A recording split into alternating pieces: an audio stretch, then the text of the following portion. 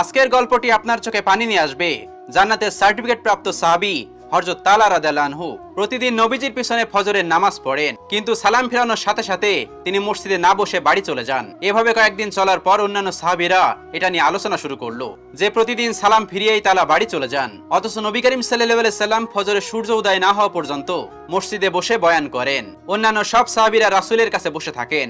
এক পর্যায়ে এই কথা নবীজির কানে পৌঁছালো।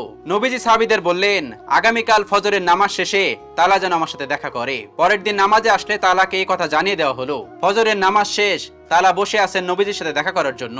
এক পর্যায়ে নবীজি তালহাকে ডাকলেন। নবীজি অতি মোলায়েম কণ্ঠে তালহাকে বললেন, তালহা, আমি কি তোমার কোনো কষ্ট দিয়েছি? আমি কি তোমার কোনো হক নষ্ট করেছি?